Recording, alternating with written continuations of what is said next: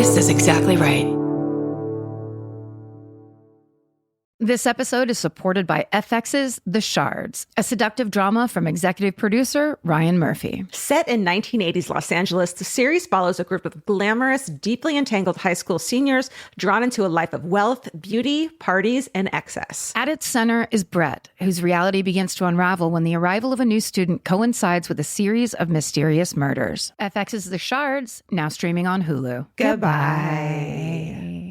Everyone loves the idea of spending an afternoon curled up with a good book. Well, grow up, because it's almost impossible. Luckily, you can take your next great story with you on Audible. Audible has a massive selection of titles to choose from, including This American Life, new books by Michael Connelly, along with classics from Agatha Christie, and so much more. Whether you want a mystery, a true crime story, or something completely different, there's always something new to listen to. New members can start listening with a 30-day free trial at audible.com/MFM. Audible, stories that speak to you. Goodbye. The best time to think about home security is before you need it. That's exactly why there's Simply Safe. Traditional home security only alerts you after a break-in has already happened, and that's too late. Simply Safe is changing that. Simply Safe's US-based live agents identify threats on your property and help deter them so intruders never get to your house. The system is customizable so you can build one that fits your home and your specific needs. The 24/7 professional monitoring is effective and affordable and won't lock you into a long-term contract. I think that's what's so scary for so many people is that long-term contract. And like, what if it turns out you don't like it or need it, but they don't have that because they know you'll like it and you'll know that you need it and feel so much safer when you have it. Like at this point in my life, I would never go without a security system on my house. I just feel safer with actually having Simply Safe around. There's a whole staff at Simply Safe that's waiting to talk to you and help you out. Right now, you can get 50% off your new system by visiting simplysafe.com/MFM. That's half off at simplysafe.com/MFM. There's no safe like Simply Safe. Goodbye.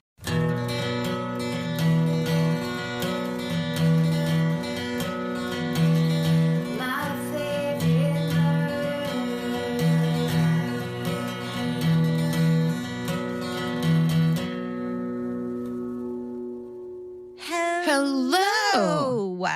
And welcome To my favorite murder. That is Georgia Hardstark. And that is Karen Kilgariff, of all people. And we are here to tell you some bad news. Oh, shit. Yeah. You thought things were bad right now in the news. Wait till you get a load of what we have to share with you. Take a dip into this, more bad, and maybe perhaps way worse things. Yeah, dip your toe in the cesspool of true crime. Quick side note, though, of all the horrifying things that are happening in the news, and there are many positives that, yes, after all this time, it's very nice to see. Always. The one thing I really am in love with, I'm sure you've heard about it, is the orca uprising. That's not what I thought you were going to say. The one that they're like fighting all the boats and shit and like wreaking havoc. They're gathering along coastlines. There's 30 of them. We're in Monterey Bay for what the media called no reason. It's like, what are you guys about to do? Oh my God. And like they're thinking it's revenge because one orca got killed, right? By a boat for some reason. Either killed or injured by the rudder. So they started knocking the rudders off of boats, but then they were sinking them as well. So how terrifying to be on like a little dinky ship. I mean, to begin with, that's scary. Did you see the fucking huge like humpback whale swallow two fucking kayakers? Yeah. There's video of it. They're fine, by the way, but like a legit like cartoon. Are they fine? Yes. Are they? Yes. Are they and fine? they were like they actually say like in the article that I read, quote, there was like it was our fault. We got too close to where they were feeding. Like, oops, lesson learned. Like they were very cool about it. Or I'm like, yeah, totally, But it's such a cartoon of them like gulp and like putting one in their mouth and like pulling bones out only. It's just... Did they say what it was like in there? They said it was so quick because they got knocked out of the mouth. Oh. The video looks like they went in the mouth, and I guess they did, but they said it was such a quick thing that happened that they didn't even like think about it. Unfortunately, we all wanted it out. Yeah. They didn't have time to light a cartoon candle and look around and see who else was in there. Light a thing of TNT to like make to make him open his mouth and spit him out. Yep. I mean, so many things could have been done in there. That makes a lot of sense. I think you wouldn't want to have a memory of being in a whale's mouth. No. That would wake you up at night, maybe for a couple weeks. The thing I thought you were going to say in the news that was like amazing were the 4 children who fucking survived a plane crash and survived in the Amazon jungle by themselves for 40 days. 40 days. 40 days. Like they're straight up like the Israelites over here.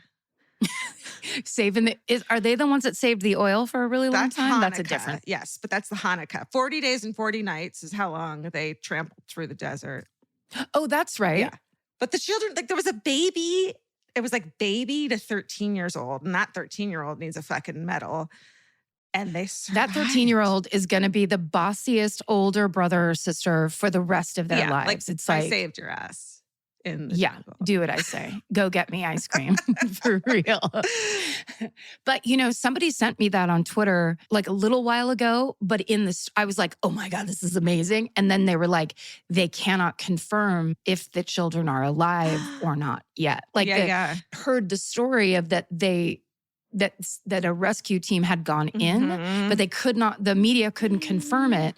So then people started sending it to me when it was actually the official story. And I was like, thank that's God. some Jessica down a well shit right there, where you're just like holding your breath. 40 fucking days in the Amazon. I want to know what they ate. And also like the baby would cry. And then jaguars would come around? Yeah, but also let's not get into the sad stuff. But yeah, it's total jaguars. What? Like the parents were dead in the plane crash. They had like a walk away from the plane crash. Shit. See, right? Jesus. Wish I hadn't said that, don't you? Well, that's plane crashes. That's the nature of, it's like every story that we've ever told that's like this is like the person that wakes up and they're the only person that survived a plane crash. So does that mean 4 children from one family survived a plane crash by themselves? Like they were the only survivors? I think they were from one family because the grandma, I guess, was like, they'll be fine. I've taught them how to survive. I think she was just like, they're going to be fine. Like knew it already. They were going to survive. I know. Oh, she had her finger on the pulse. Yeah. She was like, They know what berries to eat, I want to know what berries to eat. We have to learn what berries to eat. Like we need to know these things. It's important. Not that I go in the fucking nature ever, but like, you never know. You never know when you drop out of the sky into nature. That's right. That's when you really know what berries you don't need to know that stuff until you need to know that stuff. Until you're not planning to have to know it and are forced into knowing. So many things in life are like that. I was going to say we can't eat bright red berries, but I think actually that's bugs. Listen, anyone who's like a fucking horticulturist or what else? What kind of doctor would know about that stuff? A jungle biologist. If there's like a rhyme that's like the red ones are good, the blue ones are bad, the pink ones will, make you go insane. Don't eat those, but like better than that. you had it. It was just, you just needed to rhyme the word bad. I know, and it felt too easy. And I just, it was right there. So I guess. Also, it's like, what if this whole time blueberries have been poisonous? We're just like, fuck, I eat those all the time. What if we started spreading the rumor that blueberries were poisonous? Just the zeitgeist. Yeah. It just takes like one TikTok to send that around of like, guys, I need to de-influence blueberries. Right. They're actually poison. It takes one true crime podcast who has their finger on the pulse. Yep. And here we are. Send the word. Send the word about fruit. What else? Whew. What else is in the news, ladies and gentlemen? That was a tangent. That really was. But I'm glad you brought that story up because that was kind of a cliffhanger for me from the original. I was just like, please don't let me never hear about this again. Right. That's worst case scenario. Totally. I have a recommendation for, do you want a movie or do you want a book? Let's start with a book. Okay. The book is called Push Off From Here by Laura McCowan. And she wrote the book, We Are the Luckiest, which talks about her, adventures in addiction and recovery from alcohol. And so this is her new book that kind of gives you some building blocks for when you're trying to get sober, which I think a lot of us always are and always will be. It's called Push Off From Here, 9 Essential Truths to Get You Through Sobriety and Everything Else. So it's not just about alcohol, it's about life. And it's just such a beautiful book. And I love the idea of push off from here, where it's like, okay, things might be bad. You might have made bad decisions. You think it's over. You think you're a failure. You think you're a loser. All those things we think about at 3:00 in the morning. But you can push off from here, and like right now can be the old story, and whatever you decide to do and from here on out is the new story. And that's always an opportunity to push off from right there. I love that. Yeah, that's great. I love that mindset stuff. It really it's just like choosing to have a certain mindset, although that in and of itself is difficult. We have a lot of habits, but ultimately it is, it's something that kind of goes hand in hand with that I saw on TikTok, of course. If you are feeling any kind of like frustration, irritation, that kind of feeling that like gets into under your skin type of feeling, that you feel like it's kind of growing and it might affect your behavior, you just get up and do a kind of a little bit of a diagonal lean and push against a wall as hard as you can for like 30 seconds. Yes, my therapist has totally told me to do that before. It works in the weirdest way. Because it's almost like it actually physically feeling the emotional feeling and then just being done with it once you're done with it. Because you do need a release at that point. It's the same way that animals shake themselves off after they've been chased by a lion or whatever.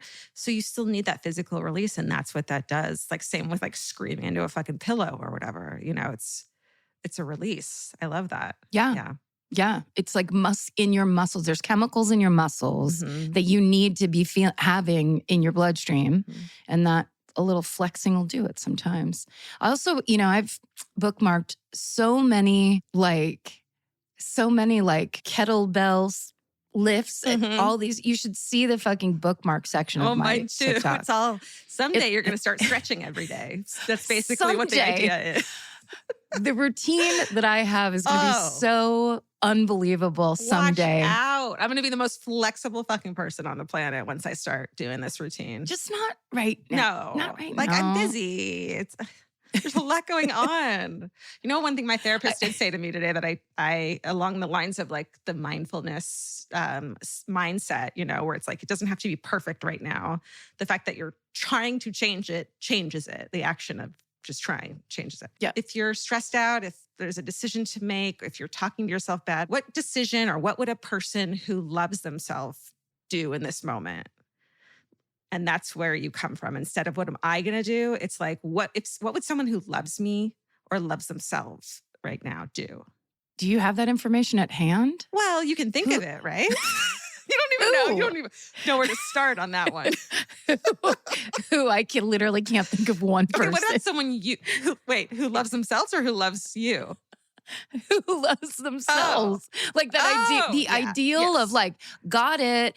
Because I think there's a lot of like looking in the mirror and, like blowing yourself a kiss and shit that is empty.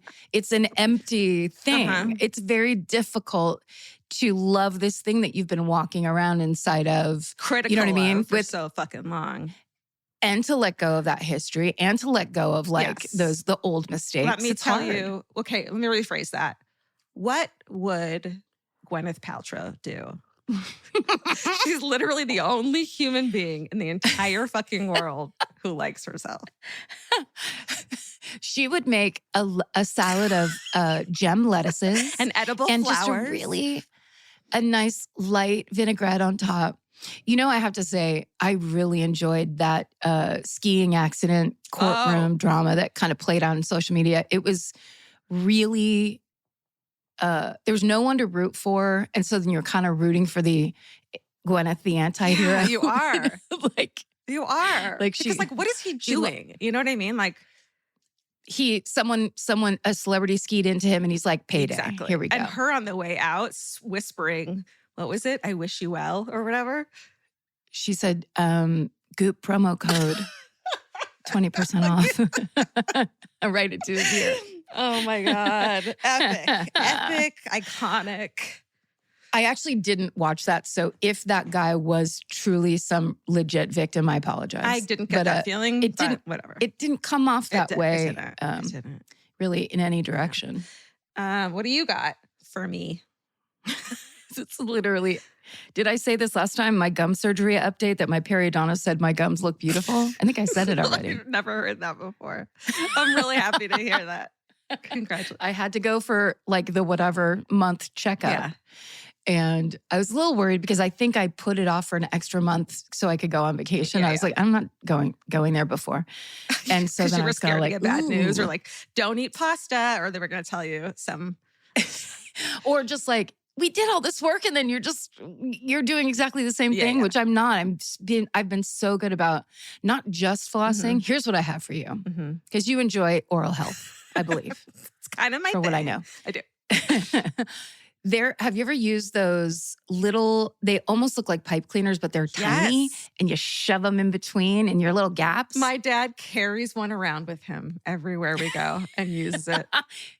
He got gaps like me. Yeah, I had them too. Because when you have gaps, you have to kind of get stuff out. They're so like, it's just the best feeling because sometimes floss is just like a little painful, but these are almost like precise tools of cleaning your teeth. So you're not at water pick yet, but you're at like one step above flossing. I have a water pick. Do you? But I think, I used to use it all the time. Then my gums got really bad and it was very painful. Like you'd go the one wrong way and be like, oh my God. But I haven't come all the way back to the water pick. Yeah. You know what I have? You know what they sell? It's basically a water pick. So it's just like, blah, blah, blah, blah, machine. But it's for cleaning out your nasal. Like it's like a neti pot. Oh. But it's like electronically charged. So it's like double time on those nasal cavities. It is. It's the best feeling you've ever fucking had. And do you use that when you have like allergies and stuff? Yeah, I think if you have like bad allergies every night to clean out your nasal. Oh. So this is a true crime comedy podcast. But we like to touch into health, wellness, personal problems, and orcas. Dentistry. You wouldn't believe how many dental assistants and dental students we have listening right now. So this is for them. Thank you for your service. Yeah, thank you. Great job, team. Good job, guys. Used to not be a fan of you guys, but now I am. I've learned my lesson. I'm an every 6 months girl. I have to go. Because when my mom and dad divorced, his like, I'm going to take over this thing, dad move was orthodontics and dentistry. Like he was just like, that's going to be my corner where I can show that I'm not an absentee father. And so like, I'm not going to throw that away. You know what I mean?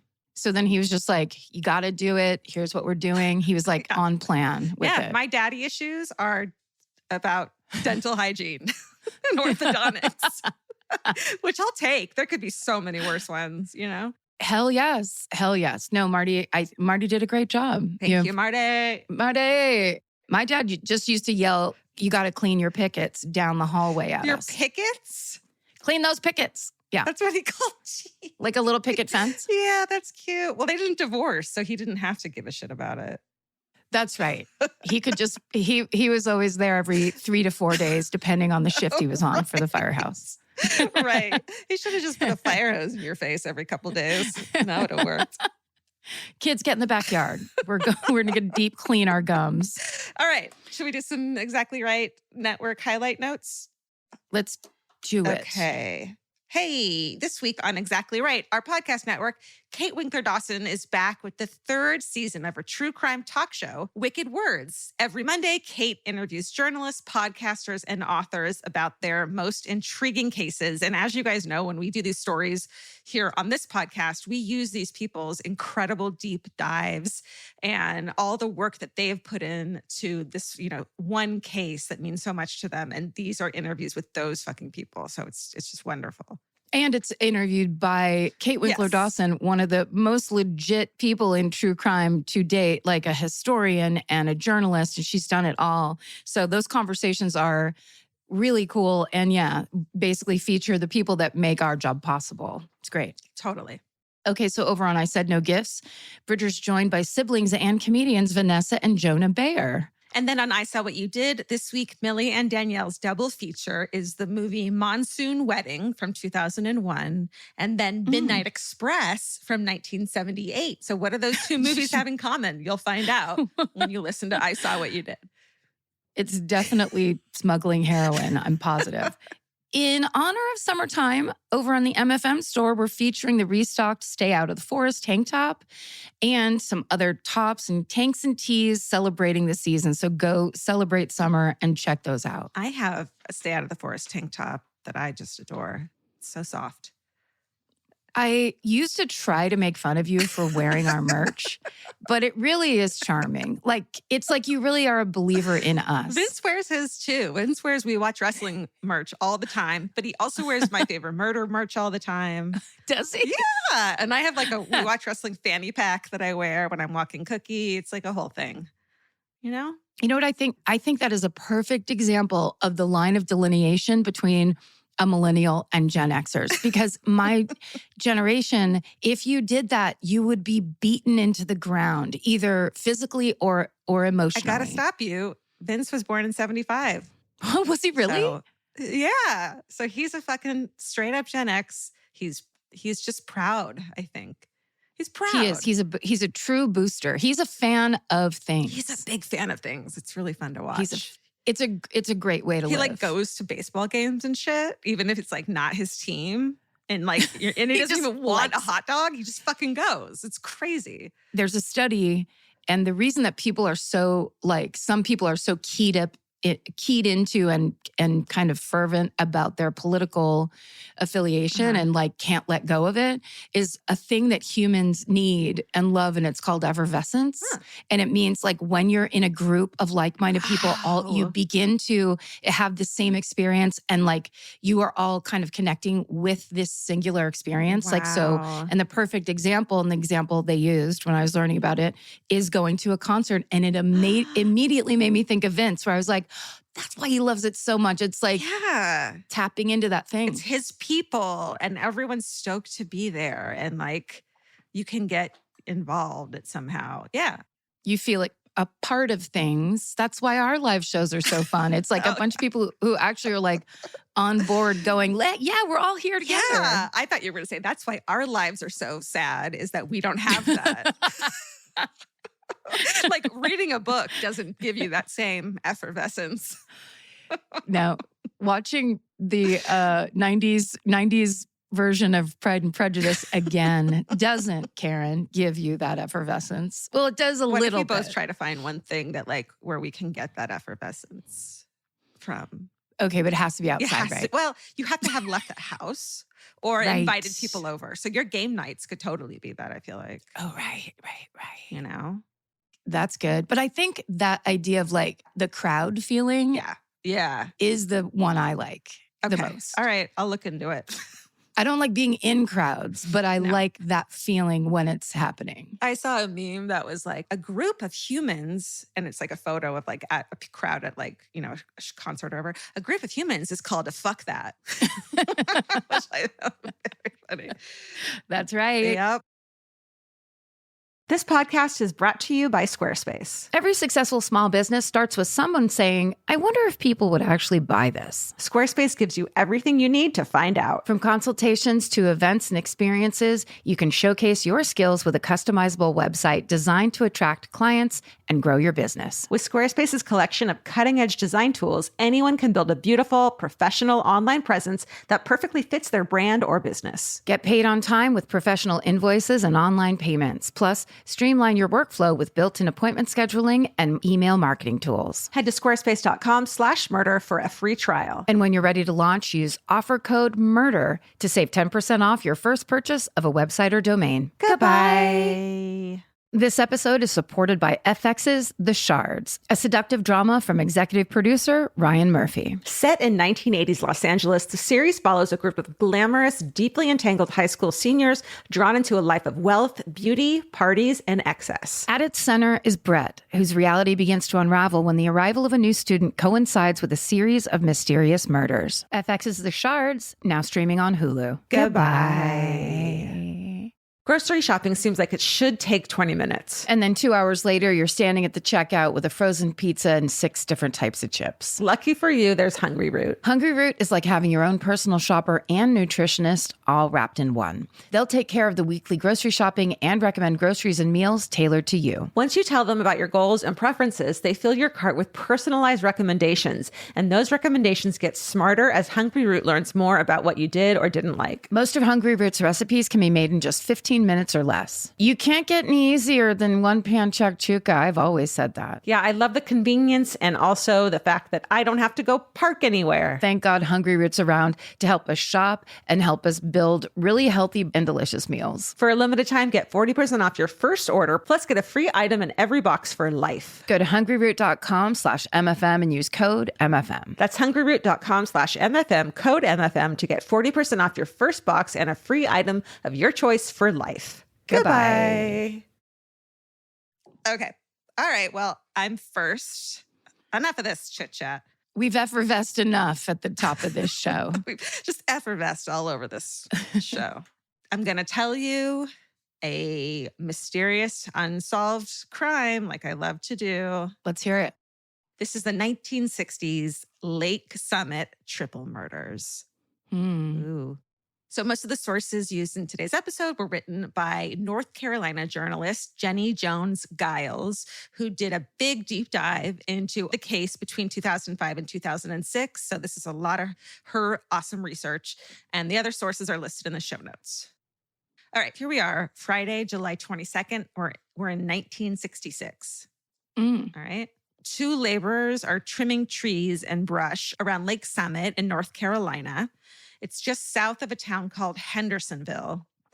And once their job is done, their tree trimming stuff is done, they take the tree limbs and brambles to a nearby dumping spot. You know where this is going. They finish unloading the trimmings. They hop back in the truck, try to go to turn around. And then one of the men sees something in the tall grass. They think it's a mannequin. They do. Then they think it's 2 mannequins. They need it to be 2 mannequins. Yeah. Just that feeling in between the mistake, you're like catching your eye of like, that's weird. And then the slow realization, horrifying. Absolutely. So they get out, of course, a strange smell hits them immediately. They walk over, they find not 2 mannequins, but 3 human bodies, 2 men and 1 woman. The things that jump out at them right away and shortly after, when the law enforcement show up is how their bodies are arranged. They've been placed in what they say is a, quote, crude semicircle with different objects resting on each of their bodies. One of the men's crutches that he had been using, and you could tell he had a broken leg, are laid on top of him in the sign of a cross. The other man has an 18-inch long piece of scrap metal sitting across his neck. And the woman has a whiskey bottle leaning against her neck. So it's definitely like a staged scene, and it is very odd. The local police are in complete shock because none of them have seen a crime of this magnitude, obviously. It's a small community. And because of that, the victims are quickly identified as 2 local men who had been missing since the previous Sunday. So Vernon Shipman is 43 and Charles Glass is 36. And the woman is later identified as 61-year-old Louise Shoemate, who's a factory worker from Asheville, North Carolina. Charles has 21 puncture wounds in his chest, while Louise has 17 in hers. And all 3 have head injuries, looking like they've been bludgeoned. Both men are clothed, but Louise is found partially nude with clear signs of sexual assault. And strangely, Vernon and Charles have no known connection to Louise at all. So very odd scene, very weird circumstances to begin with. And almost kind of like partially ritualized looking. So it would be like even eerier because you're out in the middle of the woods. Yeah. Scary. So let's switch over. We're going to talk about the men. With a population of about 6,000 in the 1960s, Hendersonville, North Carolina is, of course, one of those small, tight-knit communities. Everyone feels safe. No one locks their doors. Vernon Shipman, who's 43 in 1966 when this happens, is well-liked in town and is the owner of Tempo Music, a popular record store. He's close with his family. He's known for his cooking and throwing large dinner parties for his friends and family, often described as polite, kind, and a soft-spoken gentleman. His boss describes him as very dependable and punctual. And Vernon is actually one of the only out gay people in Hendersonville. So you can imagine back in the 1960s in fucking North Wow. Carolina, that seems like it'd be very, very rare, right? He's clearly a very brave man. An Definitely. authentic man. Definitely. And he meets his partner, Charles Glass, the other man, who was 36 in 1966, in either the late 1940s or early 50s. And the two are immediately inseparable. So somehow they find each other in this chaotic world, lovely. Yeah. Where Vernon is more soft-spoken, Charles is more outgoing and eccentric. He's a big music lover. He's very chatty. And so he always strikes up conversations with the customers at the record store, Tempo Music, where he's the manager. He also has an interest in voodoo. He makes elixirs with mineral oil and other ingredients, and he makes charms and hexes made of crushed up like oregano and herbs and stuff. He even writes a booklet called Tales of Voodoo and Black Magic under a pen name. Mm. And it's sort of out of left field, but no one reads too much into it. It's almost just more of a hobby than it is like he's into voodoo magic, that kind of thing. Mm-hmm. And Charles is also known for throwing big parties at his house, sometimes with over 100 people. And together, the couple opens Tempo Music in 1952. So on Monday, June 18th, 1966, Vernon doesn't show up for work. And he works at an office. So they own the record store together, but Charles is the manager and Vernon has a regular job at an office. It's super unlike him to not show up for work. I mean, this is always the story. So his boss actually calls the local police to report him missing pretty immediately. Yeah. Like for me, I just would never show up to work. So I feel like nobody would have. No one would ever report me missing. It would just be like, yeah, she just stops talking to people all the time and just be like, shoot. Mine would be she's sleeping. It's that thing about a reliable person and the kind of people that like check in or, that's the story that's always on like true crime shows. It's like she called her mother every Friday at 6 and that's how they knew something was wrong. She was a reliable, it's like a testament to their personality that they were someone you could count on. So the minute something is off, people know it's not normal. Right. So then Vernon's dad, who he lives with, Harley, rushes to the local newspaper, the Times News, and tells the editor to put Vernon's image on the front page of that day's paper because he also knows that his son and his partner are missing. Something's very wrong. Yeah. And the last time anyone had seen them is Sunday afternoon.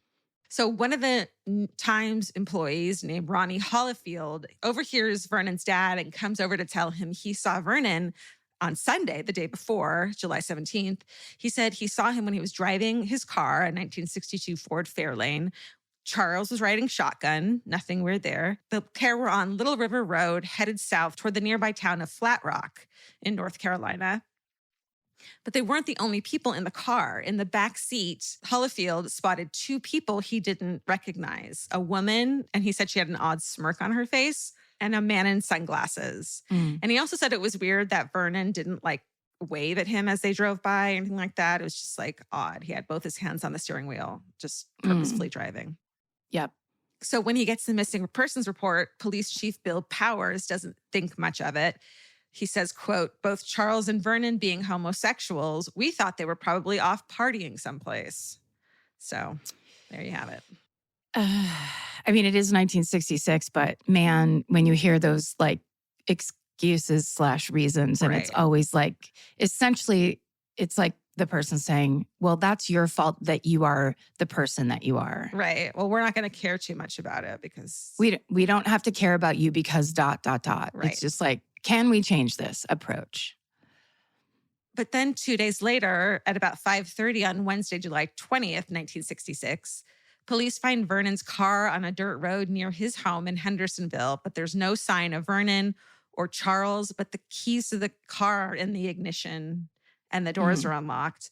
People around town start fearing the worst, and Police Chief Powers starts finally entertaining the idea that maybe foul play is involved. And then we get to that Friday, July 22nd, 1966, when those two tree trimmer dudes find the bodies. and they're quickly identified. So unfortunately, when the local police arrive on the scene, their shock of what's going on outweighs their care with the delicate evidence, of course. Again, 1966, they step all over the scene. Yeah. They pick up items without gloves. They make it impossible for anyone to meaningfully look for footprints or any other clues that might help them solve the case.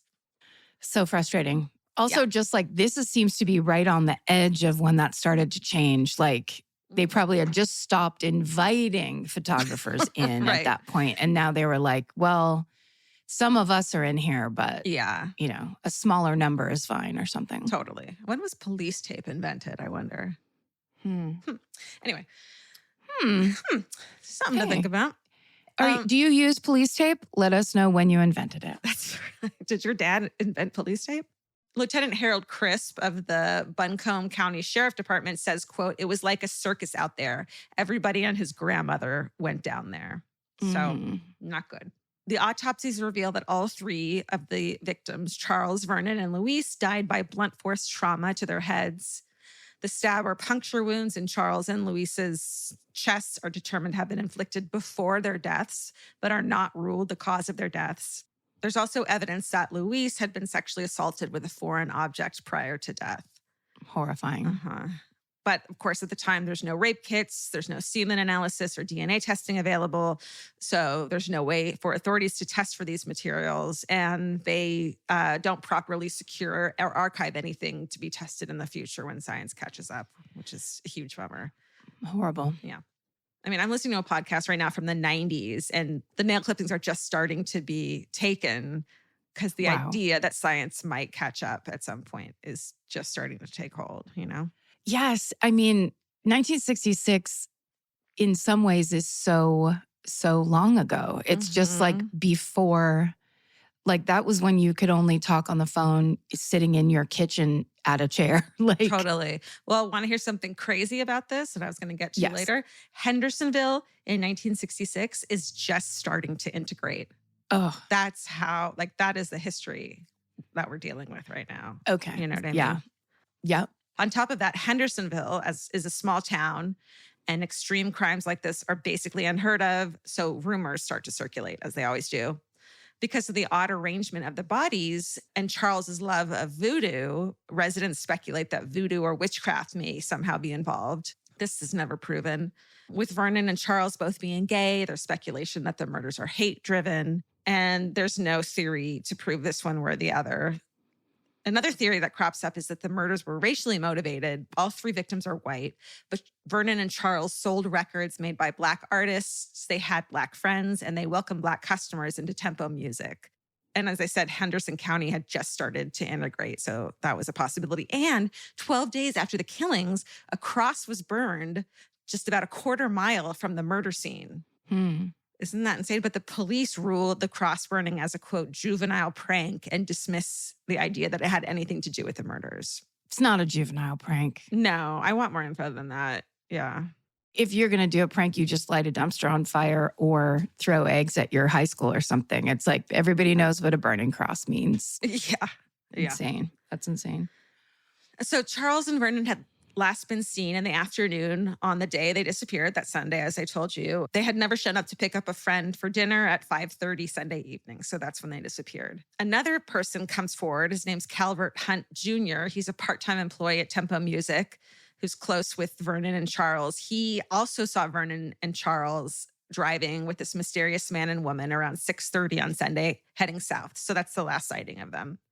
They both described the man, this mysterious man in the back seat, as 40 to 50 years old, white with light-colored thin hair, and that he wore an outdated suit, dark blue with pinstripes. And the descriptions of the woman in the car match the woman found dead at the scene, Louise Shoemate. So no one in town has ever heard of Louise Shoemate, and they have no idea how Vernon and Charles would have known her, which is such a weird mystery to this story. So the police start to dig up as much information as they can on her, but Louise would turn out to be something of an enigma. The last time anyone sees Louise Shoemate is around 4:30 p.m. on the afternoon of Sunday, July 17th in 1966. She's spotted leaving her home at Ravenscroft Apartments in Asheville, North Carolina. It's about 25 miles north of Hendersonville. Her car is found 2 days later on Highway 191, just northwest of Hendersonville. All the windows are down, the keys are in the ignition, and her purse is hanging on the car's door handle. So something happened right there, you know? Well, also, you would have to like very specifically place a purse on a door handle if I'm not right. I mean, like, how do you do that? Yeah, I don't know. I don't know if they mean inside the door or outside the door, but yeah. It just feels like somebody being like, and we're leaving this here and we're walking away. Totally. And I want someone to see it too. Yeah. It's just eerie. I don't know. I could be wrong. Also, all the windows, I know this is like semantics, but all the windows at the time are manual. So you'd have to go in and purposely roll all of them down. I don't know if that matters. Yeah, true. So Louise Shoemate is born in Asheville, North Carolina on August 21st, 1904, but no one knows much about her beyond that. In fact, most people think she's younger than she lets on because some people say she looks like she's in her 40s, even though she's 61. Plus, her driver's license says she was born in 1911, which is later. So it's kind of this weird, who is she, thing.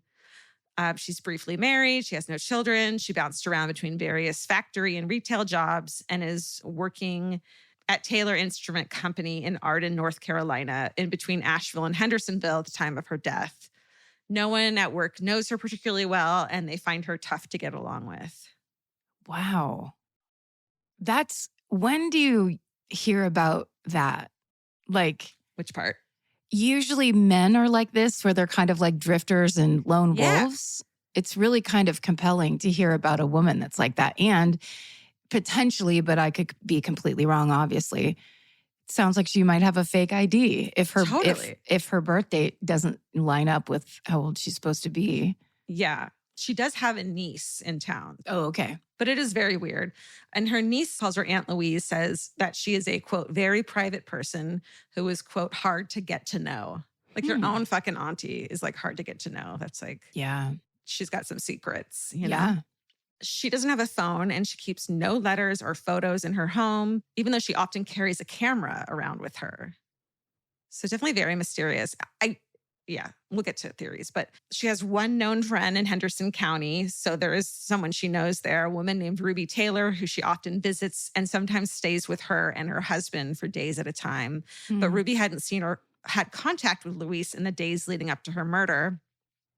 But she does tell police one insightful thing, which is that she and Louise would sometimes pick blackberries along the side of the road near where Louise's car was found. Oh. Holy shit. Picking blackberries. Yes, that's right. We were talking about that. She suspects maybe Louise had been picking blackberries and the murderer somehow came across her and abducted her, but police find no evidence to confirm or deny this. So what happened between the time she left her apartment and wound up in Vernon's car, or how she wound up in Vernon's car, is a total mystery. I want to know if her car was working or if it had broke down and maybe she hitched a ride with them. Or if somewhere, here's total just writing, but what if that camera she usually carried around with her ended up at a thrift store somewhere that had a roll of film in it? That's the kind of thing that I always would do when I was thrifting, is you pick something up and immediately write a little story about it, where just what's on that? What if that camera is somewhere and he threw it, the person that did it threw it in a dumpster and it was findable? Totally. Ooh, got the chills. I love that. I love that. 9 months later, after the victims had been found, on May 11th, 1967, a local... Hey. Oh, your birthday. Oh, my God. A local teen confesses to police that he and 3 friends had found Vernon's car where the supposed killer had left it and took it for a joyride before police found it. Oh. He says they came across it just before dark on Sunday, the day they disappeared, hidden in tall grass about 6 miles from the crime scene with the keys in the ignition. They just find this car and they fucking take it for a joyride, totally unassuming. That was very honest of a teen to admit that. Yeah, but the fact that he did it 9 months later, he was shitting his pants the entire fucking time, right? Yeah. What if this has something, they're going to think I killed these people. Right. Of all the cars you steal when you're a teenager, the fucking murder victim's car. Right. That's kind of just hidden in grass. Yeah. Totally. Wow. And so eventually they ditch the car, but they just happen to ditch it right by Vernon's house. So it's just a total coincidence. Wow. Yeah. The boys are questioned. They're ultimately not marked as suspects. And so they set up a tip line. A few random suspects pop up, as they tend to do. No one really leads anywhere. But another suspect who pops up is a more promising lead, a man named Paul Saxman. He owned a house next door to Vernon's, but rented it out while he lived in Indianapolis. And so Vernon had agreed to look after the property and collect the rent and then take it to the bank for the mortgage payments on Paul's behalf, kind of like managing the property. But then Paul gets notification from the bank saying they hadn't received the mortgage payments. Like Vernon hadn't been fucking depositing those checks. Okay. And so he accuses Vernon of taking his money. And soon after the murders, this dude forecloses on the house and it's auctioned off. And the buyer finds an old broken, what's called a frog gigging pole in one of the closets with blood on it. And he turns it over to the police thinking it may have been the murder weapon, but the authorities analyze the blood and they can't determine if it's human or frog blood. Like, that's how the science was at the time. They couldn't be like, is this fucking, what is this? Blood of a frog or blood of a human? Yeah, it's like the Dark Ages in terms of this kind of investigation. Yeah. Also a frog gigging pole. It's like when you stab a frog, right? Yeah. Sometimes people eat frogs or that's fine. Frog-like stuff. That's true. So they hit a dead end with this dude and drop him as a suspect. But that is definitely a reason to kill someone, right? Like money is in like the Steve Harvey Family Feud top 3 of all the stories we hear. I mean, absolutely. Big motivator. Absolutely. So the entire investigation keeps going this way. A suspect will turn up, police will look into it, and there's either a good reason to rule them out or no evidence to bring any charges against them. But when a crime spree breaks out in May of 1968 in Hendersonville, police think they might finally have their killer. So throughout his spree, Edward Thompson Jr., who's 37 in 1968, had kidnapped 9 different people. He raped 5 and kills 2 before he's finally caught later that year. Oh my God. Yeah. So he went berserk. He was berserking. Yeah.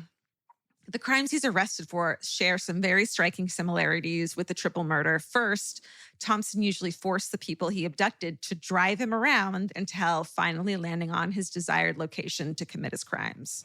So right off the bat, he wore dark glasses like the ones that the witnesses had seen the man in the back seat wearing. He laid a rubber hose on top of one of the other women he had murdered, so laying random objects. He also had an interest in voodoo, which people thought explained the laying of objects on victims and further fed into the voodoo rumors surrounding the triple murders. And he also allegedly told one of the surviving couples that he had kidnapped, quote, "I've already killed 3 people. 2 more won't make a difference." He also left the keys in the ignition, just like little things like that just are too much of a coincidence. Yeah, they completely match. I mean, when you just said that the more recent victims also had things laid on their body, that's big, I think.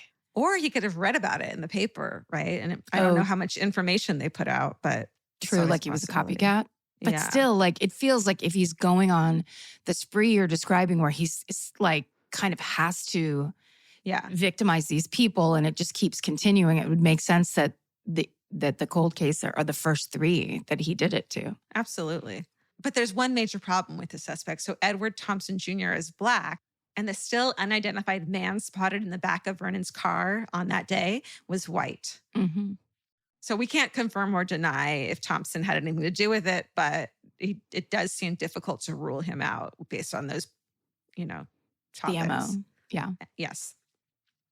So after he's arrested, Thompson is sentenced to 5 consecutive sentences plus 20 years. Police question him about the triple murder while he's in prison, but he denies having anything to do with it. He dies in 1989 in the state penitentiary. Even though it's never proven, Police Chief Bill Powers is certain that Thompson is the one who killed Charles, Vernon, and Louise, and many other people share this opinion. But in 2020, author Terry Neal brings this assumption into question in his book, The True Story of the 1966 Henderson Triple Murders. He argues that while Thompson's other crimes make him a possible culprit, it's also plausible that he had been made into a convenient scapegoat for a crime that, has so many questions. Yeah, just Has to so many- clear it out. Exactly.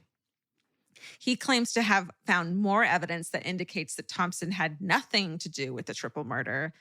But with all the known suspects long since deceased, it seems like we may never know what truly happened.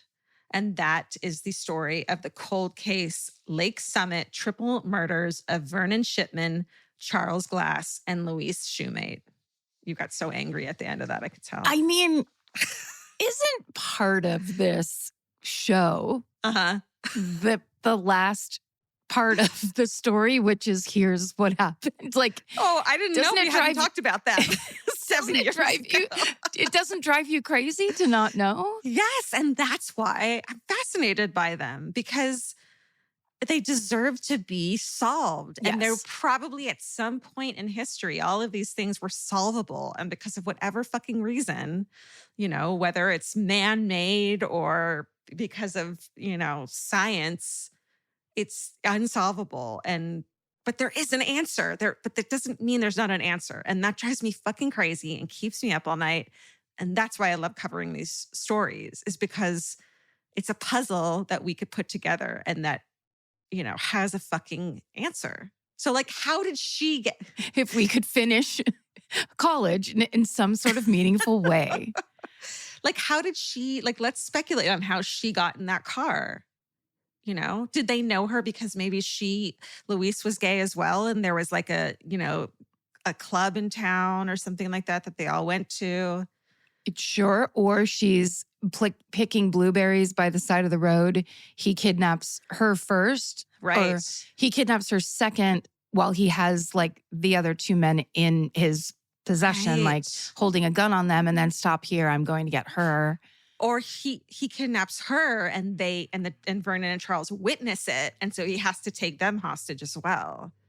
Right? Because maybe he had a gun on him. So he was able to because there's no defense wounds on any of the victims. I mean, I have to say, you can see, not only in a case like this where they were just like, okay, somebody else did these heinous crimes that are similar. Let's just we have to believe it's this guy, because if it's not this guy, there's another that guy free in our community. Right. There's always a that guy. But that's how you get to the oddest tool, 1 million confessions. Right. Situation. I mean, people in this one confessed and they found out they had been in prison the whole time. Like, who the fuck are these people who come forward? It's just. Yeah. Mentally ill, maybe, or some sort of thing. But I mean, God. Maybe could there be science in the future that somehow does a thing that none of us even understand, just like how we didn't understand DNA in 1966? Absolutely. I feel like touch DNA is something that is going to be bigger, which they can do now, but it's has to be so specific. Not all cases can have it, but touch DNA and minuscule pieces of fiber and, and skin cells and DNA are going to be able to be used eventually, something. Who the fuck knows? Retinal scans? I don't know. I know. Minority Report starring Tom Cruise and Colin Farrell. Is Tom Cruise going to become our president? I don't know. Tell me you have something more uplifting or satisfying. Girl, I do, because Hannah Crichton and Alejandra Keck plan these stories, and they do it on purpose. They know what we're going to do. Great job. That was very compelling. Very compelling. And also how do they do it where they're going to say, if anyone has information, what has changed societally, where somebody could come forward and say, I was friends with these two men. I couldn't admit it back then, but now I can talk about it. And here's the thing I know that no one knew. That's when the love of our lives, deathbed confessions, come up. Right? We need more of those. We do, you guys. Hometown murders are sorely lacking in deathbed confessions. So This episode is supported by FX's The Shards, a seductive drama from executive producer Ryan Murphy. Set in 1980s Los Angeles, the series follows a group of glamorous, deeply entangled high school seniors drawn into a life of wealth, beauty, parties, and excess. At its center is Brett, whose reality begins to unravel when the arrival of a new student coincides with a series of mysterious murders. FX's The Shards, now streaming on Hulu. Goodbye.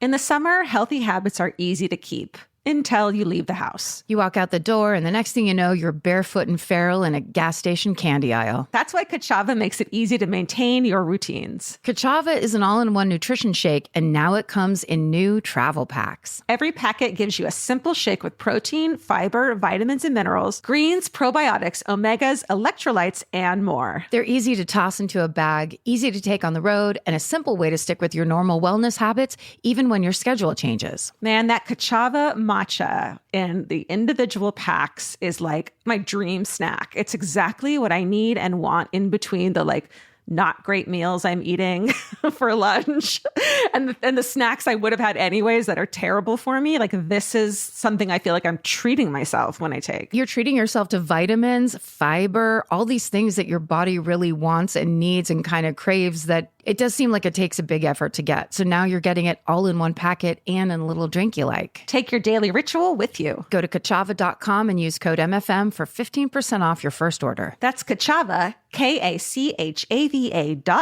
code MFM. Goodbye. The future has an annoying habit of always showing up. That's why now is a great time to start planning ahead. Enter Acorns. Acorns is a smart way to give your money a chance to grow. You can sign up in minutes and start automatically investing, even if it's your spare change. The Acorns potential screen shows you the power of compounding and how your money could grow over time. You can quickly adjust how much you're investing every day, week, or month to make sure you're always building towards your goals. Whether you're just starting out or thinking about settling down, Acorns supports your big and small goals across every stage of life. Sign up now and Acorns will boost your new account with a $5 bonus investment. Join the over 14 million all-time customers who have already saved and invested over $27 billion with Acorns. Head to acorns.com/MFM or download the Acorns app to get started. Paid non-client endorsement compensation provides incentive to positively promote Acorns. Tier 2 compensation provided, potential subject to various factors such as customers' accounts, age, and investment settings. Does not include Acorns fees. Results do not predict or represent the performance of any Acorns portfolio. Investment results will vary. Investing involves risk. Acorns Advisors, LLC, an SEC registered investment advisor. View important disclosures at acorns.com/MFM. Goodbye. The thing we're going to do right now is take a serious left turn because I'm going to be telling you a person who I know is a lifelong royal watcher and fan of the Windsor family about Queen Victoria's stalker, the boy Edward Jones. Ooh. Uh-huh. So the main sources used for this story, there's a book by historian Jan Bondison called Queen Victoria and the Stalker, The Strange Story of the Boy Jones. And that book is heavily cited. Jan Bondison is kind of like the premier expert on this kid, and this book was used a lot. There's also a 3-part series from the podcast Hysterical History about Queen Victoria's stalker. I don't want to say the full name right now because it gives a little something away. Yeah. And then Britannica's entries on Queen Victoria, and the rest of the sources are in our show notes if you want to look any of them up.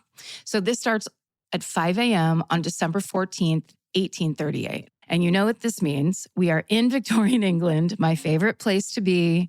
You have to imagine it. The streets of London. There's piles of ash being rooted through by street urchins. There's bearded men in stovepipe hats walking to the bank they own. Not at 5 a.m., but I'm just trying to paint a picture. Sure. There's hands reaching through the bars of the workhouse. Fog. Lots of fog. There's so much fog, but there's also smog, and there's smoke, and there's chimneys, and there's children working in factories. Yeah. And it reeks of beans on toast. Meanwhile, over at Buckingham Palace, everything's quiet, as palaces are wont to be like. because almost no one is awake. The one exception is an overnight porter named William Cox. Cox is on standby. He's the one man ready to attend to the needs of whoever might need something, the palace's residents or any guests that might be there, including the young Queen Victoria. So Cox is basically, his post is at the entrance where the palace's most important royal aides enter and exit the building. And this room has an exit out to the street, as well as doorways that lead to the interior of the palace. So it's kind of like a main artery into the palace if you work there and know where it is. So Cox is sitting by a fireplace. He's finishing out his shift, hoping nothing happens because he's almost done. And then one of the inside doors bursts open and a very strange looking figure slinks into the room. Cox is dumbfounded. He's completely taken aback and also very frightened because this thing looks otherworldly. It stands on two legs, but it's short and it's incredibly shiny. What? And it's so dark that it's almost camouflaged in the darkness of the night. So basically, like, it's a thing that looks like the color of oil walking across the room. Ooh. And if the fireplace wasn't lit, Cox is certain he wouldn't have been able to see this creature at all. Wow. So he's staring in a daze. And as he stares, he can see its features. And he has a human face, quote, large and misshapen with the brow protruding and the mouth extremely wide. End quote. Aye. Right? Nightmare. So, and again, this is 1838. So there's almost no light in this room, but Cox can see that this thing's eyes and teeth are standing out. So it's looking at him and smiling at him. Oh my God. Because the eyes are bright white and the mouth is twisted into a huge toothy grin. The mouth is really big. So both things freeze and size each other up. And then the creature basically just backs out of the room and closes the door behind it back into the palace. Have a good sleep. So Cox once again is standing there dumbfounded. He jumps up, he rushes toward the door, he pulls it open, he calls out, "Who are you?" into the long corridor. Of course, there's no response. So he starts walking down the hallway looking for another glimpse of this figure, but he immediately trips over something like all the way down onto the floor. And when he gets up and is able to like look down and see what he tripped over, it's an abandoned pile of odds and ends. So it's 3 pairs of pants, some money, a book, a big lock, and a small sword that has the name Charles Augustus Murray etched into it. And Cox recognizes Murray as one of the Queen Victoria's closest aides who has a bedroom in Buckingham Palace, although he isn't on site at the moment. So Cox realizes all of these items seem to have been taken from around the palace. So he's wondering if that thing he saw is actually just a thief and this was the items he was planning to steal. Yeah. So Cox immediately calls palace constables to conduct a thorough search of the palace. But when he tells them what the very strange creature looked like that he saw, they laugh in his face. Of course, they do conduct the search, and it doesn't take long before Cox's outrageous story is actually proven true. When they enter Charles Augustus Murray's bedroom where the sword had been taken from, it's a complete mess. There's soot and grease all over the place, including on the bed, as if, quote, the intruder had been rolling around in it. Ooh. End quote. So now the constables, the porters, and the other aides are searching every inch of Buckingham Palace for this creepy intruder by candlelight. Oh, fun. Right. And it was making me think of like, that was back in the time where like the supernatural and the spiritualism was getting really popular. And I was like, it finally dawned on me here in my middle age of like, no wonder there was no light anywhere. Everything was candlelight or gaslight. Like everything was shadowy and creepy. And imagine seeing this thing and then having to go chase it around a big pallet. Oh my God. So. Oh, no. They follow the greasy prints all throughout the property. They finally go into the marble hall, which is obviously the big grandiose hall. And there a constable sees something move behind a pillar. So he sprints toward the figure and he tries to grab it by the collar. And when he can finally kind of grasp it, he sees what William Cox had seen. It's a quote, grinning blackened face with white staring eyes, end quote. But this creature is like greasy, so it manages to wiggle out of the constable's grasp and it dives out an open palace window. Holy shit.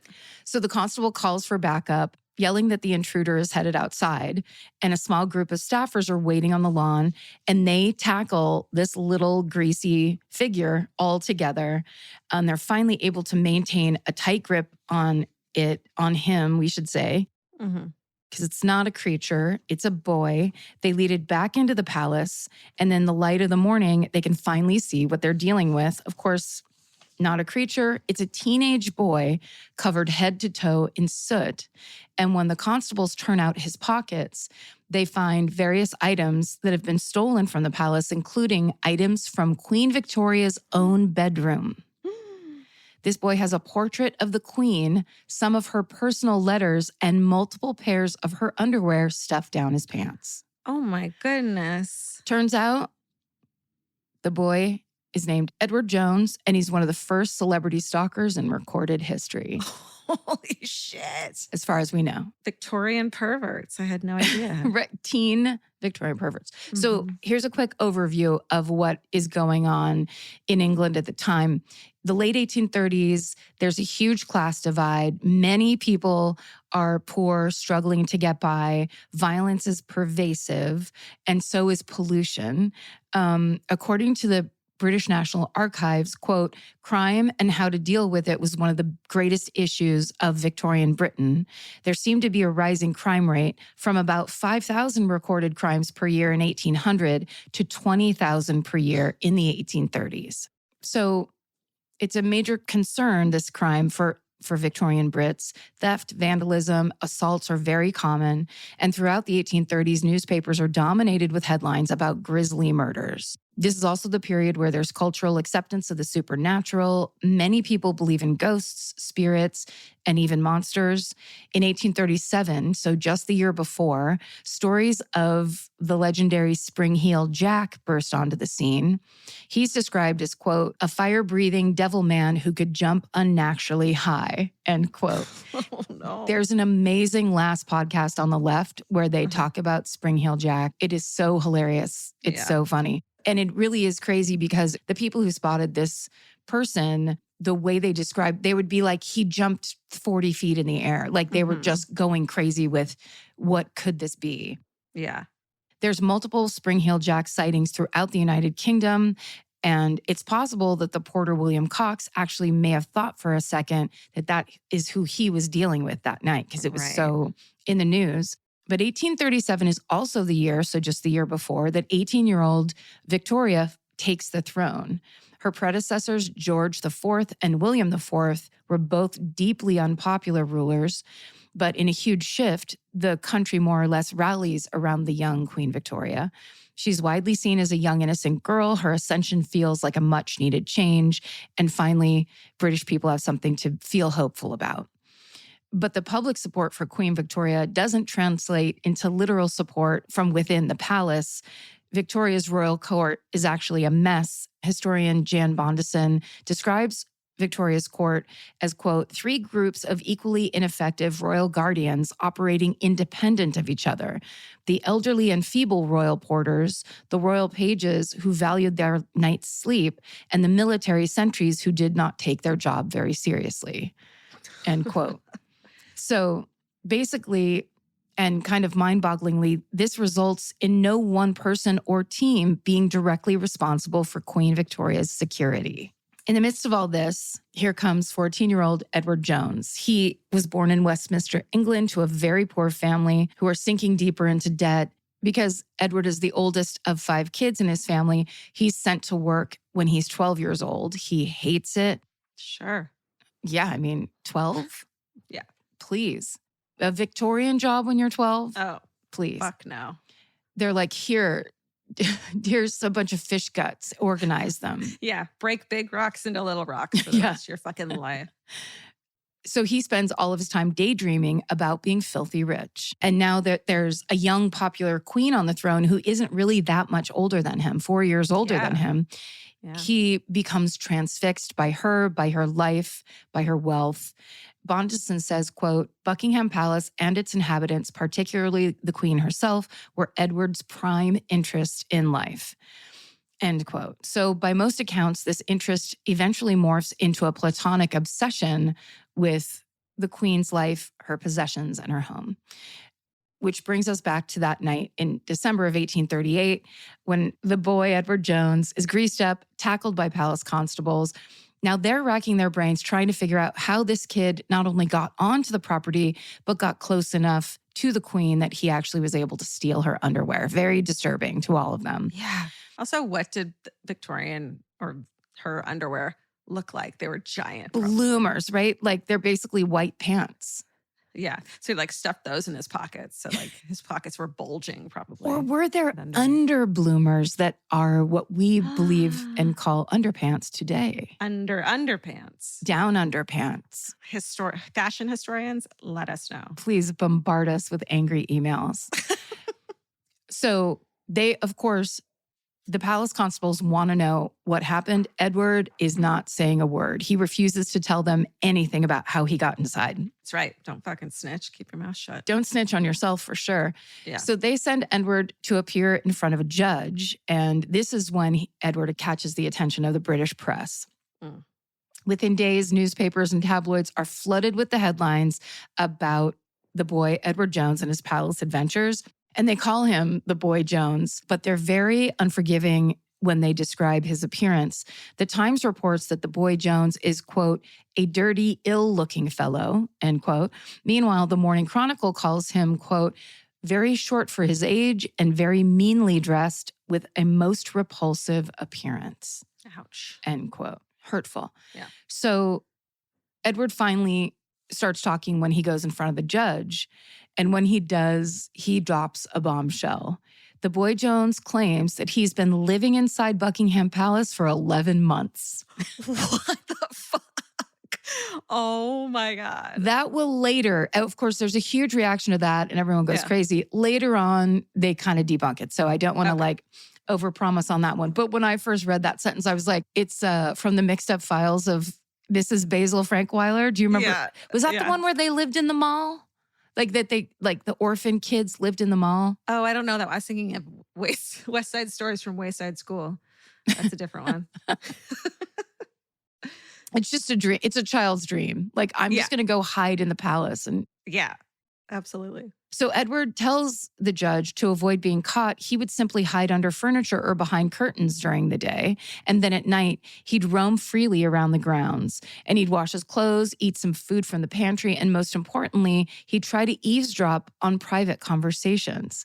In fact, he claims that he was only in the palace to dig up royal dirt, gossip, and drama so that he could write a tell-all book, make a ton of money, and get out of poverty once and for all. That's a fucking brilliant fucking career plan, don't you think? Yes. Luckily for all of us, eavesdropping is not a crime. And at the time, trespassing isn't even a criminal offense. So him breaking into the palace, they can't charge him with anything. They're like, if you can get in here, man, like more power to you. Yeah, actually, congratulations. But it is a civil offense, except that monarchs usually aren't in the business of suing their subjects in civil court. That would be a whole thing that the monarchy would have to choose to do. They wouldn't do it. So the judge charges Edward with theft, even though he didn't get away with any of those valuables that were found inside. Mm-hmm. And then he sends him off to court. So expectedly, this trial is a media circus. So he went and talked to a judge, like basically first, and then the judge decided, yes, he does need to stand up in court. Every second of testimony is gobbled up by British tabloid reporters. They run with the Boy Jones' goofy story. They write in salacious detail about what he might have heard, like hiding behind a curtain in the palace. Oh, yeah. Oh, my God. And for weary British readers of the time who normally cannot escape headlines about crime and murder and, horrible things happening, these juicy stories just offer up a refreshing and often very funny break from reality. Within days, everyone knows the boy Edward Jones's name. He even attracts a fan base of disgruntled Brits who see him as the perfect foil for the stuffy, out-of-touch monarchy. But not everyone likes the boy Jones, of course. Over at Buckingham Palace, the Queen's royal court, and of course, Queen Victoria herself, are reeling from Edward's claims that he lived in the palace for nearly a year, and of course, the threat about writing a tell-all. They're freaking out. They don't know what he actually may have heard or witnessed. And so kind of anything is possible. Jesus. After a quick investigation, though, they decide that 11 months is out of the question, that he's probably lying because the specific claims he made, like that he would hide during the day and then roam the palace at night, wash his clothes and eat food from the pantry, they just don't check out. Right. For starters, the fact that he could be doing this for that long without being seen by one palace staffer seems highly unlikely. Right. And although if he was covered in soot a lot, I don't know, maybe he could, but yeah, but then he would have left behind prints and someone would have been like, what is going on? True, too, that right? would be it would be like a family circus cartoon of him walking all over the palace. Right. Also, at night, all the lights in Buckingham Palace were extinguished.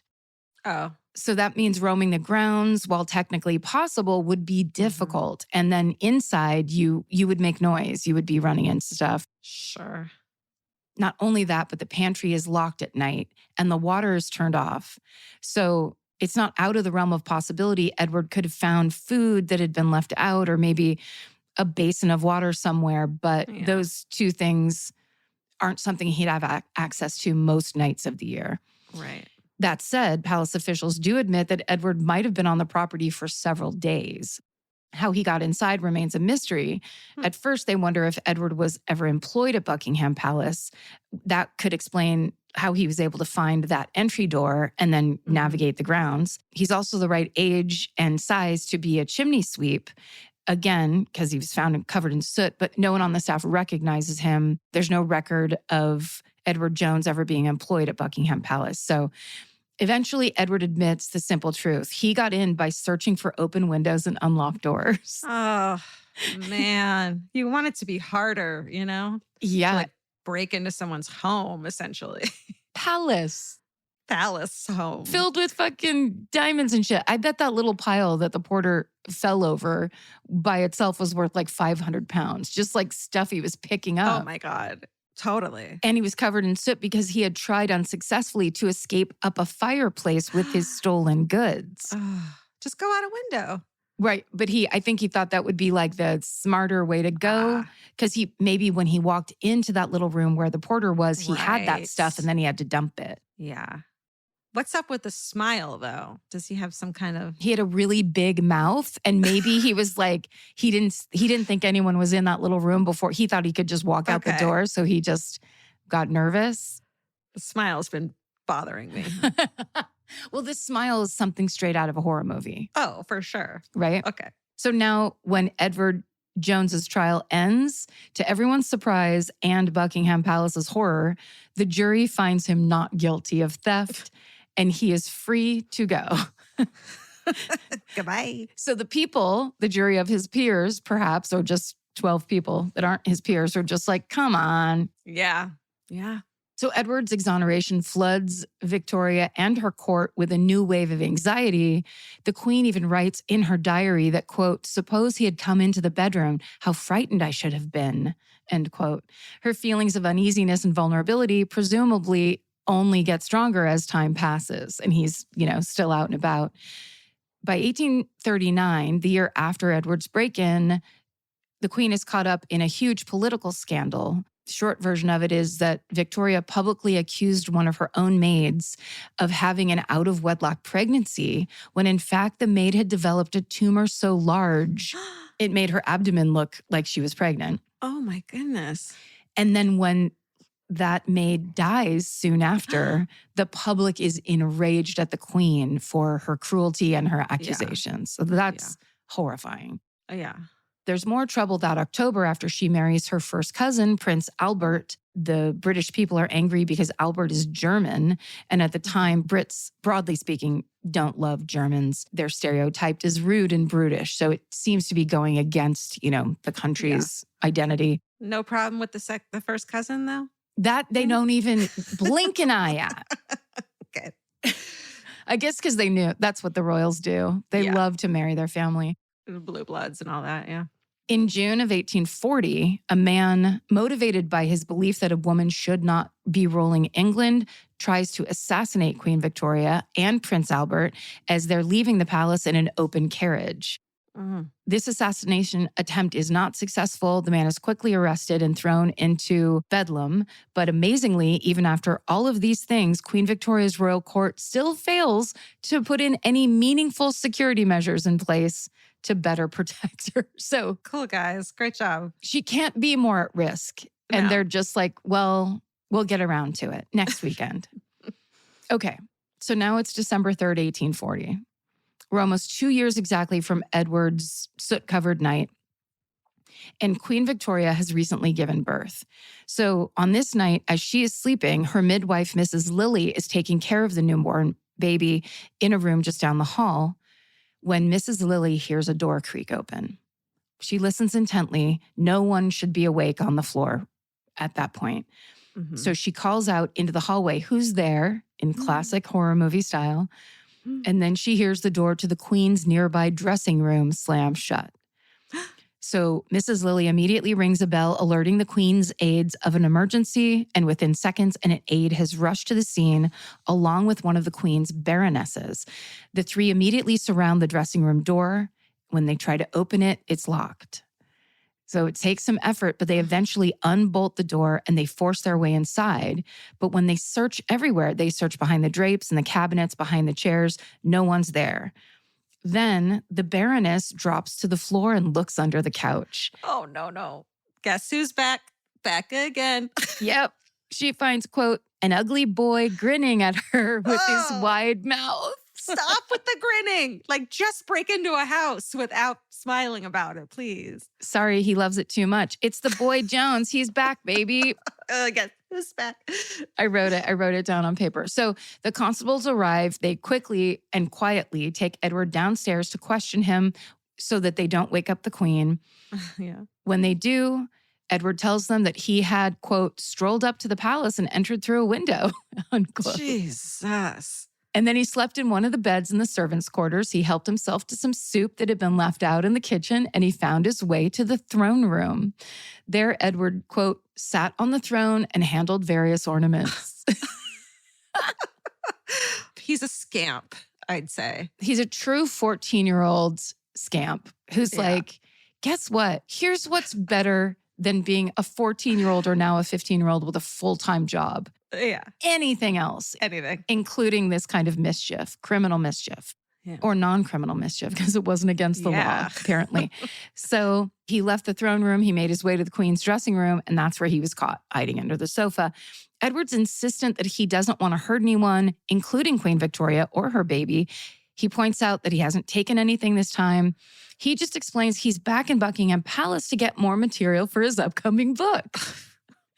But Queen Victoria's staff knows that this is a big deal. Regardless of what Edward says his intentions are, he managed to get within steps of the sleeping Queen and her new baby. That's bad. Yeah. So this time, the Queen's court does things a little differently.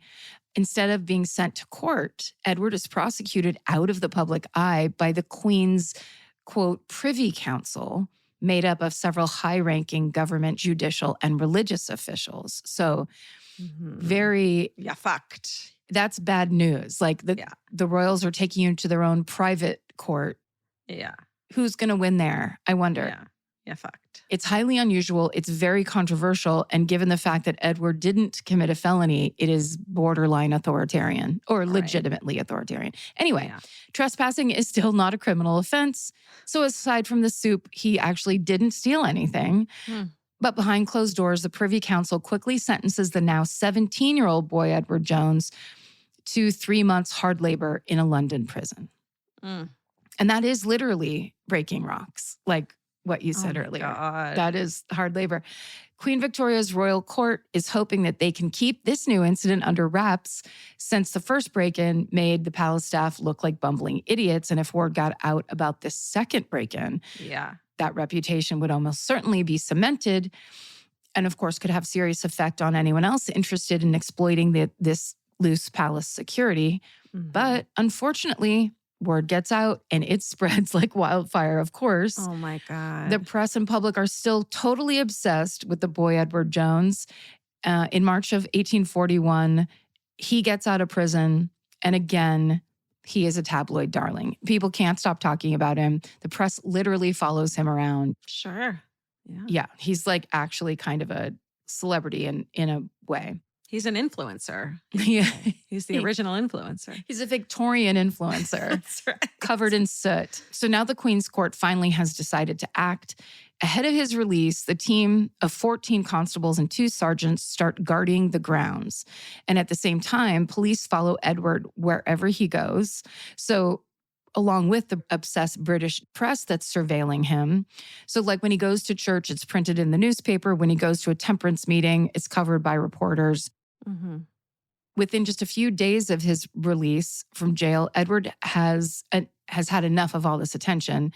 He decides to spend much of his time holed up at home under the watchful eye of his now very weary parents. Oh, I bet. Yeah. They're like, life is hard enough for us. What are you doing? Yeah. Can you not? Whatever it is. But what he does and what he has done in the past, he goes out at night. So while the rest of London and his family sleeps, he sneaks out and moves freely around the city. And that's exactly what he's doing on March 16th, 1841, just 2 weeks after his release from prison. Now, over at Buckingham Palace, the team of security personnel is on duty and everything's in order until a little past 1 a.m. And that's when one of the constables hears a noise in the picture gallery. No, a third time. You're kidding me. When he follows No. the sound, he spots a man crouching in a nearby corner. The intruder is stuffing his face with boiled potatoes stolen from the servant's kitchen. Come on. And the constable shines his lantern in that direction and calls out, Jones, is that you? Oh my God. And the boy Edward Jones replies, yes, it's me. Oh my God. Or now he's 17, so he's like, yeah, it's me. Once again, the boy Jones, which is my favorite nickname of all time, is arrested and sentenced to 3 months hard labor. And again, word spreads like wildfire, of course. These poor parents. They're like, can you just go work so we can feed the rest of your siblings? That's all we're asking. We need it, actually, Yeah, please.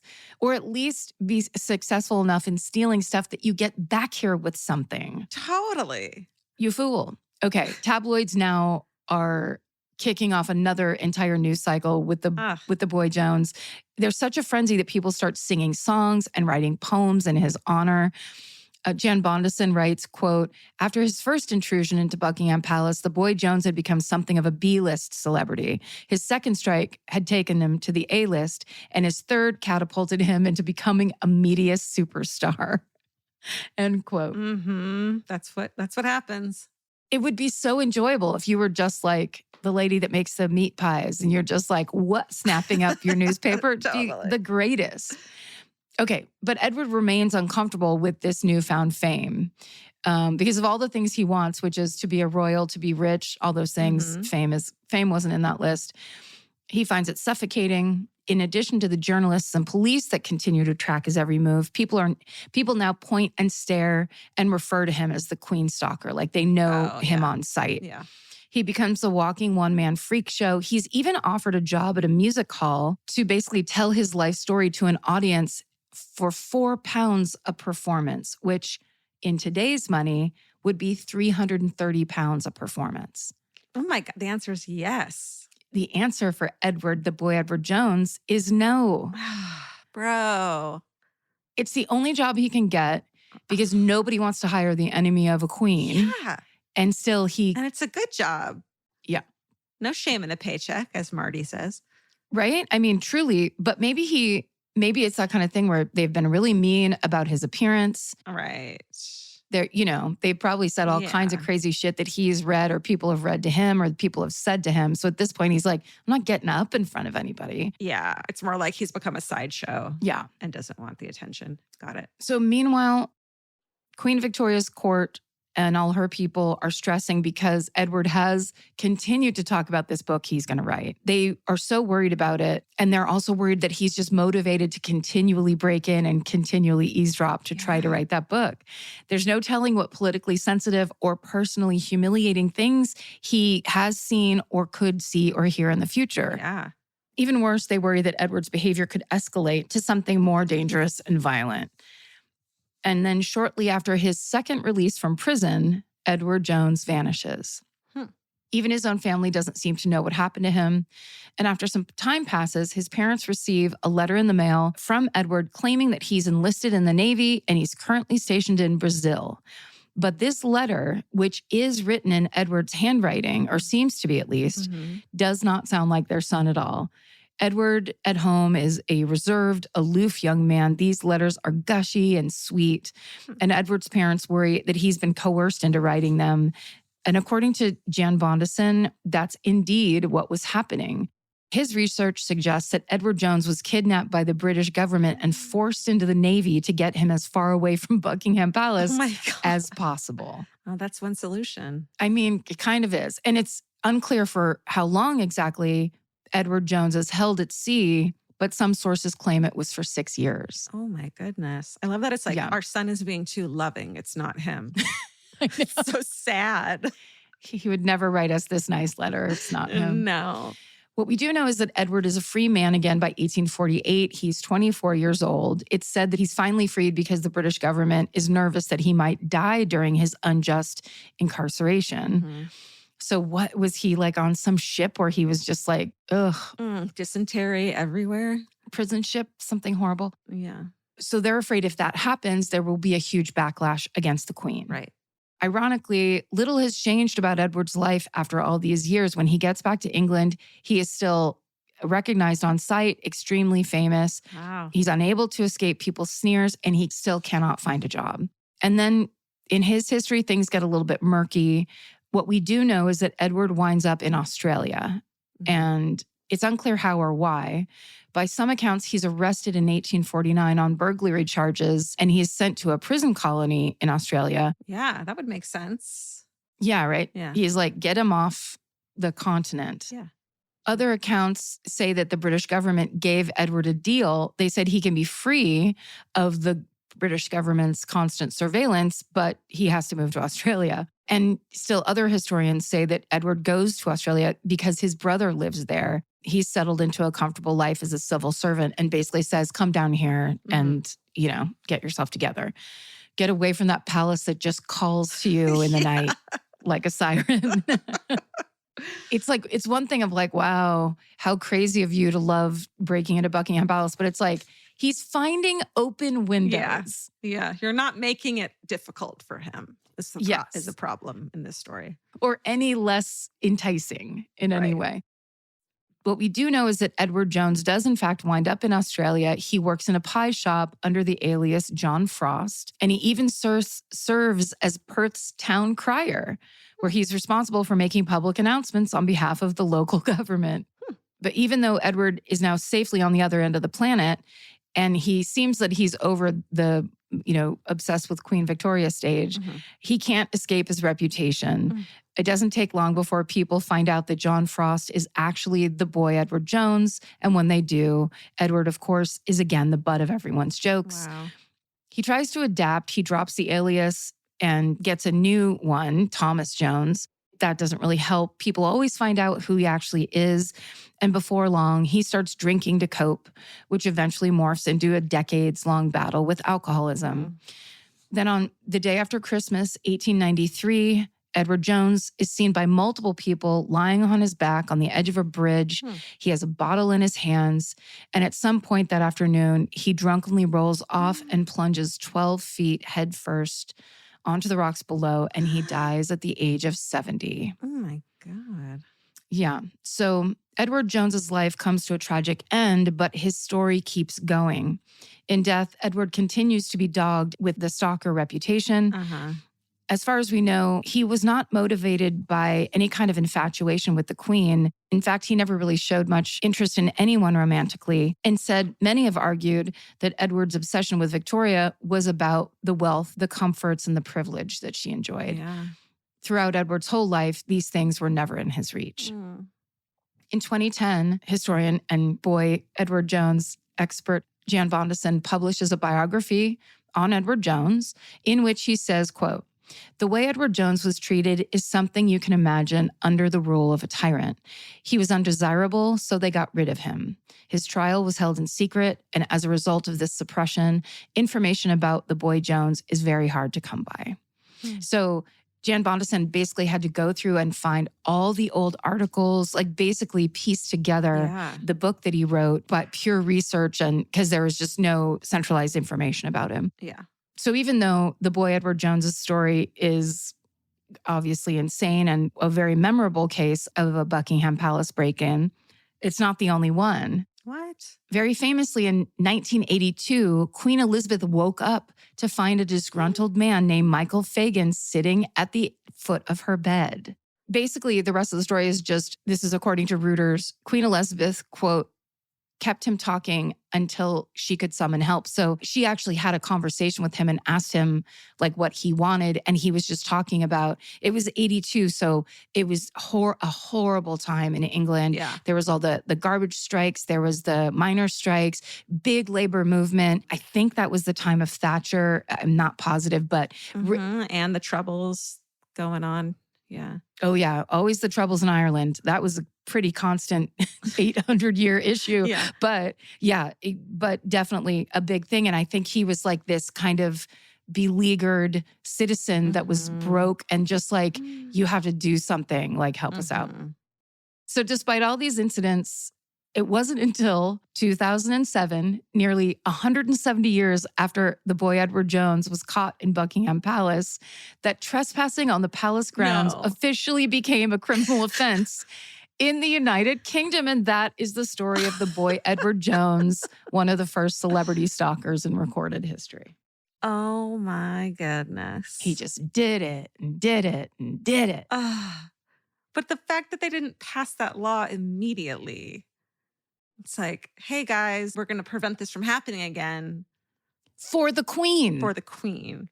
Like, you can't get the queen protected. What the hell is your common man supposed to be expecting from your... Right. Maybe they thought it was a bad look. You know what I mean? Like, let's just be chill about it. If they can get in here. Yeah. Let's wait 150 to 170 more years before we take care of this as a real issue. Wow. Also, this Jan Bondeson who did all the research, like how many other figures are out there that have these wild stories from the past that we don't know about because, you know, it's like a hodgepodge of articles written 150 years ago. And then to get to like go find that and to go like basically be an archaeologist of history, there's probably a word for that I'm not thinking of. Yes. Almost like a newspaper archaeologist where you're putting together how they used to do it, what's real, what's not. Yeah, that would be... A newspaper archaeologist. Hi, we did not finish college and we never will. Here's the thing. This show is accessible. It's accessible. It's not one of those podcasts for smart people. God forbid somebody make a podcast for the average thinker. Yeah, that's us. Hi. That's what we like. Nice to meet you. Wow, great job. That was fun. That was a fun one. That show had everything. Cool. Well, good job. Thank you. And I guess we did it again. We did. High five over Zoom. High five over Zoom to you too. Guys, thanks for listening. You know, all this time, you just keep coming back and we really appreciate it.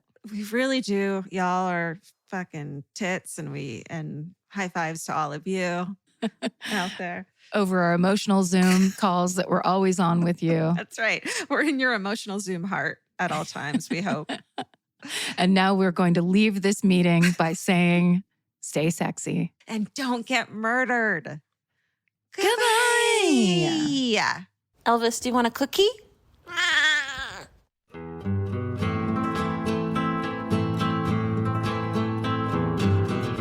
This has been an Exactly Right production. Our producer is Alejandra Keck.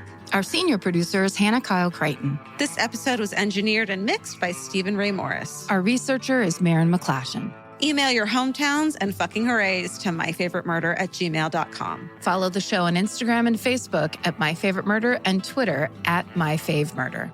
Goodbye.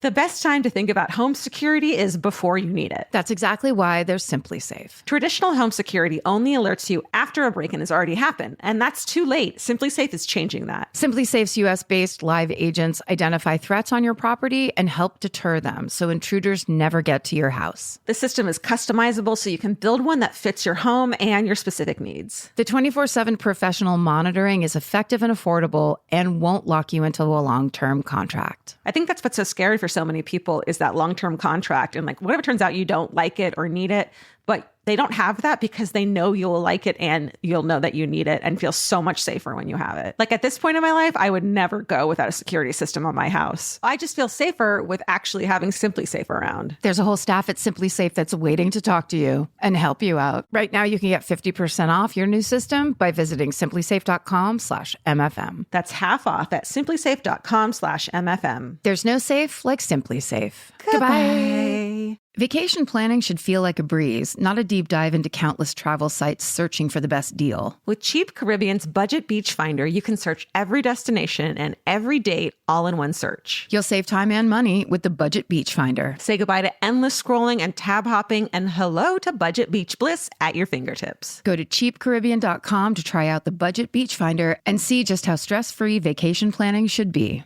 Goodbye. Capture your favorite summer feeling with Pandora Jewelry. Discover a collection inspired by the sunshine, freedom, and moments that make the season unforgettable. From sun-kissed metals to personalized pieces ready to be engraved with your summer mantra. Each design moves with you from beach days to golden nights and every memory in between. Shop Pandora Jewelry's new summer collection in-store or online at pandora.net and let your summer unfold. Goodbye.